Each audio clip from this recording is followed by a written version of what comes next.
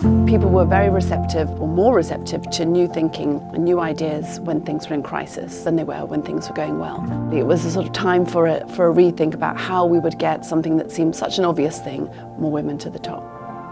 The 30% Club was the first gender campaign in the UK. That makes us the oldest. The reason that I focus on the 30% Club is I genuinely see the value, and I've experienced the value of greater gender balance in leadership. 30%. It was simple. We were clear that it was an aspirational goal. It wasn't a diversity initiative.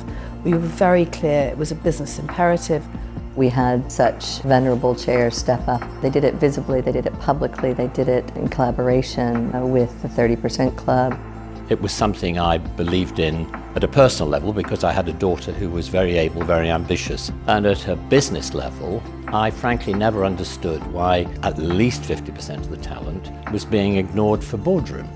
For me, it was obvious. We can either take this in our hands and do something ourselves, or some way down the line, somebody is genuinely going to be asking for quotas. And I don't think that would be the right way to do it. It should be done by just recognising the obvious strength of the argument that if you're cutting out 50% of the talent, you're not going to get the right board with the right diversity of views that we all know makes a difference in coming to good decisions.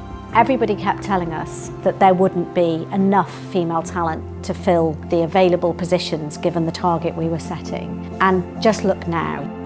We were smashing the barrier of achieving 30%, heading towards 40%, and I hope now 50% of women on boards.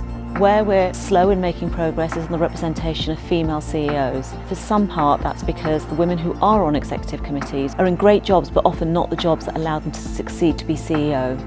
Over the last year or so, we've really created a focus around Exco level -1 and 2, where we really need to strengthen and build that pipeline.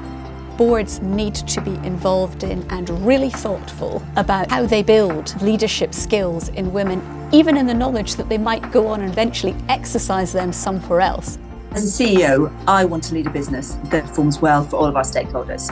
To me, it's really important to have gender balance within my business. What I can see as a CEO is the difference this makes to discussions, to the way we think, and to the business outcomes. We must not stop making sure that women are getting the right airing, the right jobs and equal opportunity. Don't stop, don't think that you're there, and keep on going. This is a group of impressive senior business leaders who are putting their heads above the parapet to say, gender's not falling off the agenda, not on our watch, we mean business. Thank you to everyone who's been involved in this campaign for the last 15 years.